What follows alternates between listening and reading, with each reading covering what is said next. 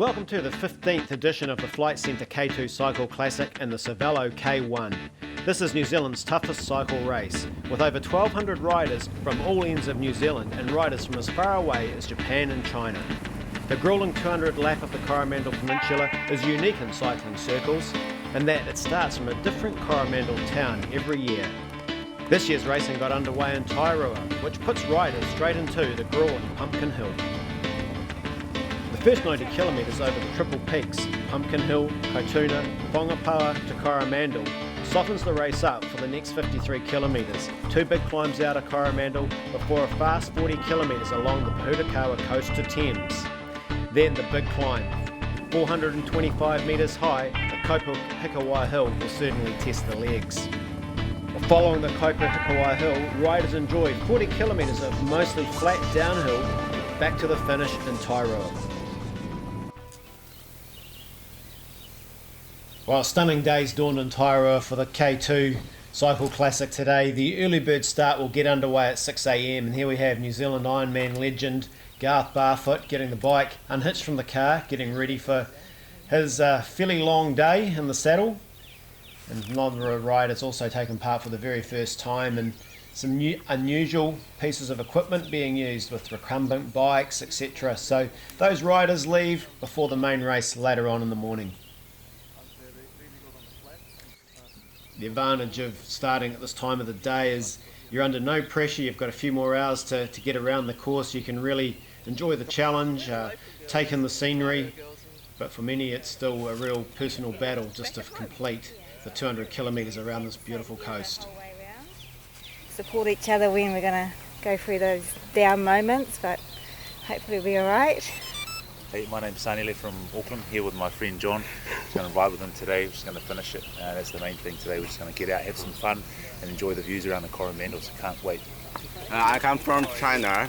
My friend Xiangbo, we all together here last year. And yes, this is our second time. Last year, I finished the game and Xiangbo fell down. And this year, we will finish this K2 this year. Thank you. Thank you. I think I did the second one, and I've probably done about five once around and twice around. And 3 years ago, I got knocked on my bike, broke my hip, and I got an artificial hip. So this is the first time I've done it for 3 years. Hopefully the artificial hip will help me, or at least won't hinder me too much. Riders just getting their final instructions and they'll be underway to start their long day, 200 kilometres, 2,000 metres of climbing, and they'll be seen a little bit later on when the elite riders pick them up around various parts of the course. Barfoot smiling, happy to get away. Man who's very familiar. Bit of sun, bit of racing, it's going to be good fun. Oh, the scenery, I think. I haven't raced around here before, so it's going to be a beautiful, hopefully less than 5.5 hours on the bike today and taking some great views and some great racing with a pretty strong field to it. Elite. I suppose it's a pretty tough course, so it's just a case of kind of, a bit of attrition, race of attrition, hanging in there on the climbs and planning your attacks wisely. It's a long way to go, so you've got to really think about how good your legs are and really go from there, I suppose. Josh Aldridge, previous winner, you can't really look past him. Great to see the Credit Flex team here today in force as well, a new team based out of Hamilton. They'll be looking to have a fairly strong performance, no doubt, in the 200 kilometres. They get their final instructions from Steve Holdsworth, the Chief Commissaire for the day, and they're underway. 200 kilometres, so a day where a breakaway could favour those brave enough to take the challenge on. So the open riders, the bigger bunches, the mini groups start today, various fun rides. Although we call it a fun ride, it's a race within a race. Climb of Pumpkin Hill. Coming early this year, it's often testing when the riders attack it later in the race. Of course, very unique to the K2. It's one of the only races in New Zealand that starts from a different town every year, but completes the same circuit. So a fantastic race. Great to experience it. You start in one place, the next year the terrain is totally different, and the effects on the body, you get used to climbing one big climb. Next year it might come in a totally different place on the race and it can just change completely. So you've can see with climbs coming early, the bunches starting to split up, and that's what happens in a race where you have big climbs at the start. The riders that are climbing well will tend to move away and get into a group. The other riders will form their own groups, and they may rejoin later on the flat. But generally it's the climbs that sort out the race, as we can see here in the leading group in the elite race, all working pretty well together at the moment. We do have 2 riders, I believe, up the road that's come over the race radio. The 2 are away. We'll wait till we get confirmation of their numbers. Certainly last year's winner Josh Aldridge is in this group. So Scott Thomas rides for the Data 3 Cisco team. One of the real highlights of the K2 Cycle Classic is the scenery that the riders get to enjoy, and if you've got some time to look around climbing some of the big climbs, they're going to see some of the most stunning scenery in New Zealand, especially on a day like today where the weather is just almost perfect. So 50 kilometres almost covered. The riders head towards Whirianga. The L&M group riders, a couple of them in the group. Steve Fermega, he's there as well in the black and red. 2 leading riders that are up the road. They've already been through Whirianga. We haven't got a time gap at this stage. This group's still working pretty well together, and they won't be worried about having 2 riders up the road. They've still got good numbers, and if they really want to work hard together, they could pull back a gap of 2.5 minutes without too much trouble. Here's some of that beautiful scenery we talked about, and the pressure's not really on at the moment. The riders working well together, taking on water. So important throughout the 200 kilometres is to refuel, rehydrate. The gap to the 2 leaders, 1 minute, and the pressure's going on the climb. Scott Thomas puts a little bit of pressure on. Boris Clark from the Crediflex team, Scott Thomas. There's our 2 leaders, Logan Mort. You'll remember him from last year's K2. Once again, out there, up front. Loves to attack early. With him, Nicholas McGill. McGill's just come back from 10 days racing in New Caledonia at the Tour of New Caledonia over there, so it's good to come into a race like the K2 after a hard tour. As they head through the beautiful Kuaotunu beach. Look at that. Almost good enough to get off for a swim today, but these boys, they've got other things on their mind, staying out front. Working well together at the moment, McGill and Logan Moore. They've got the big man to sit behind and get plenty of shelter. Save a little bit of energy. It's good to have 2 riders though in the front working together.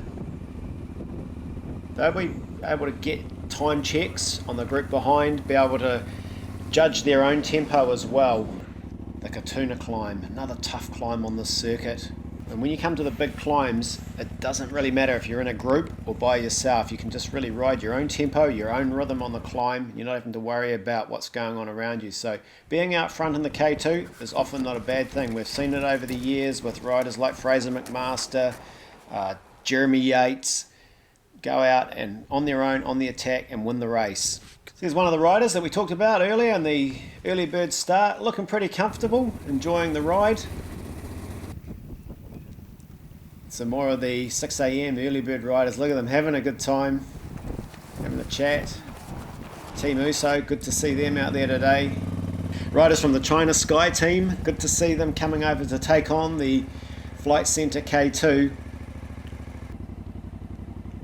Cameron Wynyard, very good rider, well performed in the K2. He won't be frightened of what lies ahead. He's been out front in previous editions of the race. He's on the attack again. So Cameron Wynyard has to really take over the leadership of that team for the K2 Cycle Challenge. So Wynyard, he knows there's 2 riders up the road and trying to get across to them, but the gap, 2.5 minutes.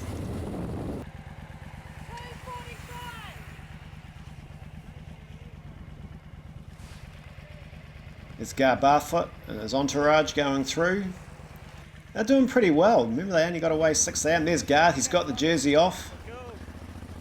So he's warmed up and he's tapping out a pretty good pace as well. I think Garth, he's in his 80s, and great to see him still riding so well.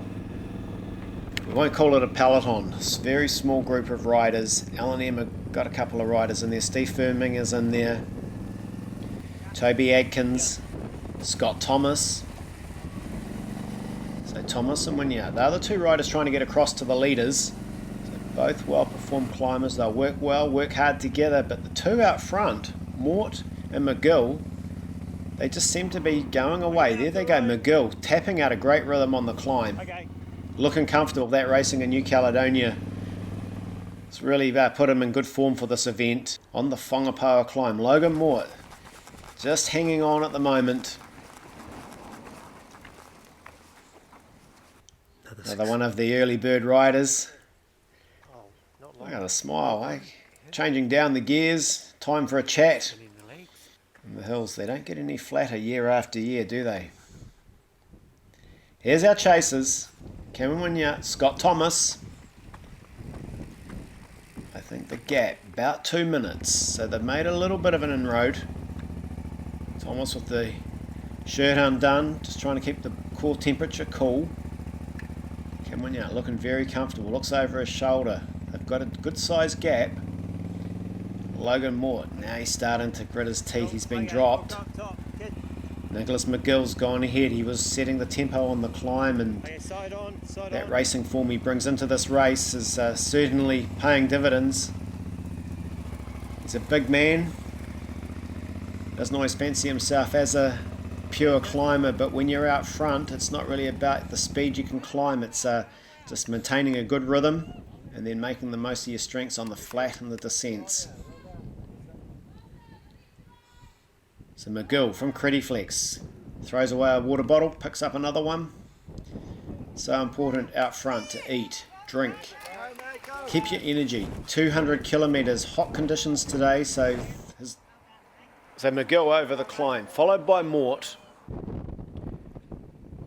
You can see how high they are when you look back. See Whangapaua way down there.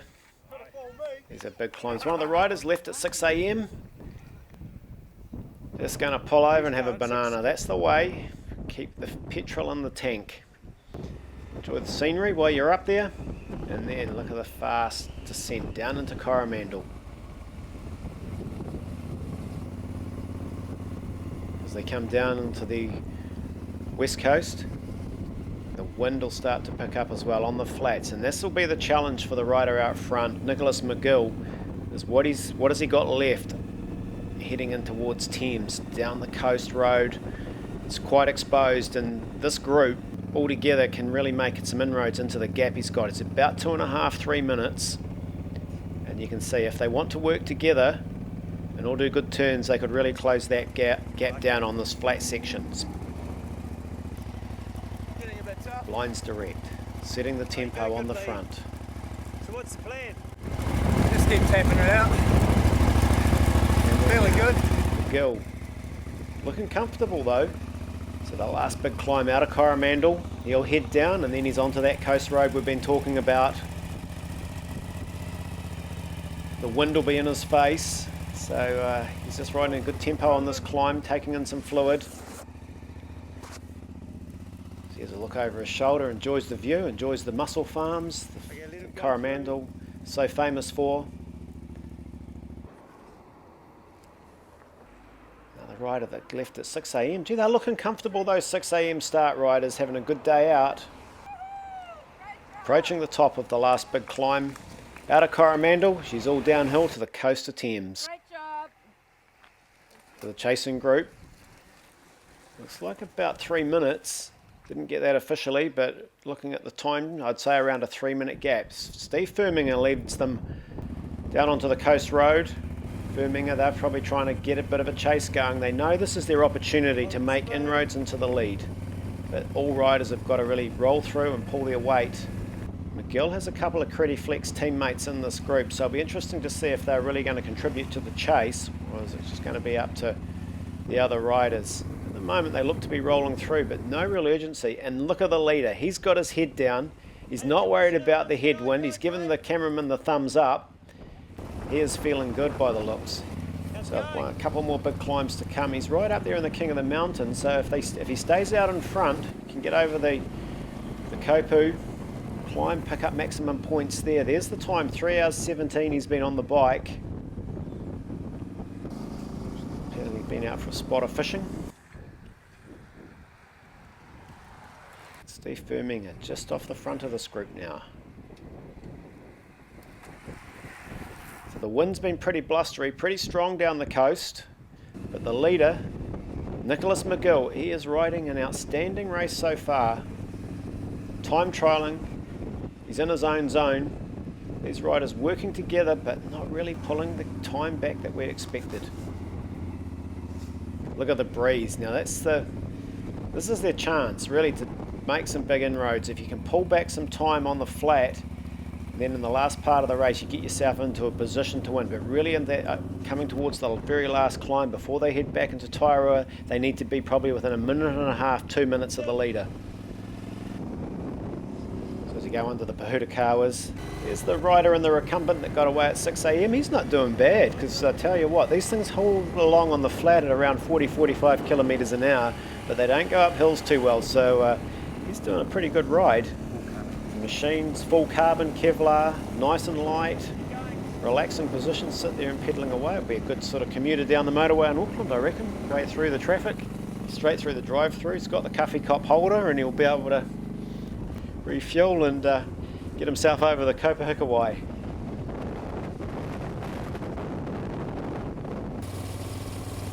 Our man out front, Nicholas McGill, heading onto the Kopu climb, or towards Kopu now. He's got the Kiwi bus in front of him to chase. Something to set a tempo on. He's out of the seat on the Cervelo, so of course Cervelo, sponsors of the K1. Look at the stream of vehicles being led by the little yellow car. Steve Firminger leads them across as what's left of the chasing group goes towards the Kuaotunu climb. That gap hasn't closed. So what are they going to do on the climb? Is someone really going to go to the front and try and close it down, or are they just waiting? The gap, 5 minutes, has come over the radio from the Chief Commissaire. 5 minutes is the gap. So McGill, he'll be delighted to hear that. These riders probably not quite so happy. Scott Thomas has a look around who's there. We're down to 3. So 3 on 1's still pretty good, but the lone rider out front, he is riding an outstanding race. Just to put that into some sort of perspective, he's ridden most of this race, apart from the early part with Logan Moore, solo, and he's not that far behind the race record, only around 10 minutes, 10 to 15 minutes behind the race record. And it's a tough day today. But look at him climb. He's got a good high cadence going. He's keeping his body cool, tipping some water. We've seen him pour it on his legs, down the back, also into his mouth to keep that hydration up. But he doesn't look like he's slowing down at all. Ebert Volkswagen, Crediflex, and he'll be pouring the performance nutrition into himself as well, one of the co-sponsors of this team.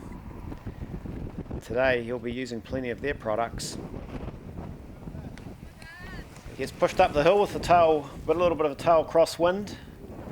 The L&M boys starting to feel it a little bit. It's been a hard day on the saddle. There's no easy way. Scott Thomas tailed off. Surprised to see that. Scott's such a good climber. He's a good descender as well, so he may just make contact on the descent. There's Ben Barry from the L&M. Toby Atkins, pretty flex team, 2 riders chasing, but 5 minutes, and they don't look like they're going as well as the man out front. Starting to roll a little bit now in the body and in the shoulders, and that's not surprising. Nearly 200 kilometres by himself today. This will be a great victory if he can hang on. Look at that wind though.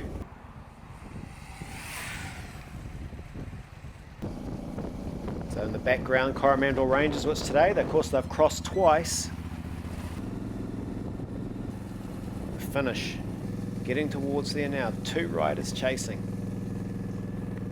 Toby Adkins.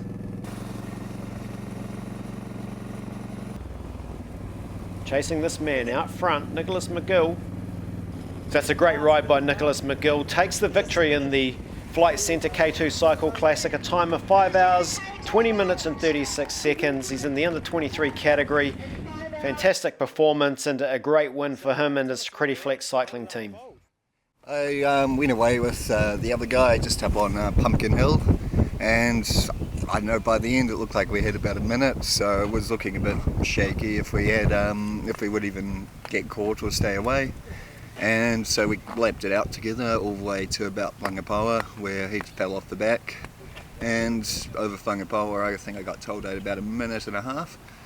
And then from there it was just over the last few little pinches, and then along the coast, where I wasn't sure how much of a lead I had. I thought I was only about 2 minutes. It wasn't until I got to the foot of Puhutakawa I got told I had about 5. And then from there it was just a matter of just tapping it out. And then the last 20 Ks was brutal. It's an amazing race. First time I've ever done it. I never thought I'd be able to win it. Not really built like a climber. But yeah, I just saw my chance and went for it.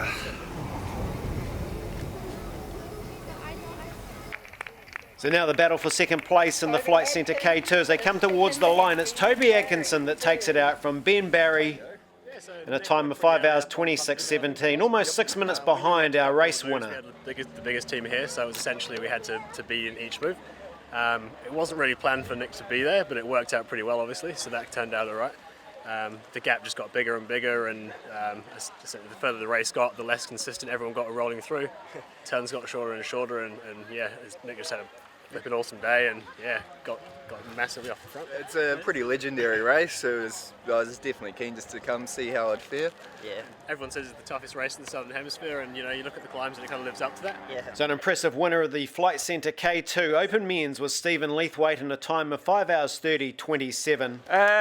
Well, it was quite lucky for me really, because Jim McMurray was being heavily marked along with Glenn Carabine, and so you could see that every time they made a move that everybody was chasing them, so I stuck close to them, and then they let me roll off the front just after Kuaotunu, and I thought, well, if anything, they can try and catch us on the climbs, and I just managed to stay away and hit the downhills hard, and behind it was just a question then of hanging on for dear life really. And that Thames coast was it was brutal, it was so long, but I just thought if I can just get to the turn, and then the tailwind will hopefully blow us home, and that's what happened. So the Cervelo K1 came down to a battle of seconds, with Amanda Jameson just winning in a time of 3 hours 16 from Kate McElroy, with Natalie Kerwin back in third.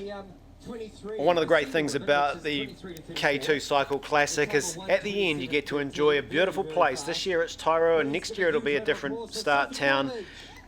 You can sit there, relax, enjoy the sunshine, enjoy the beaches, talk to your friends about the experiences of the day. It's one of the true classics of New Zealand cycling, and if you haven't done this event before, book in this date, the 28th of October 2017. Entries are open right now, and you too can be a part of the 16th edition of the Flight Centre K2 Cycle Classic or the Cervelo K1.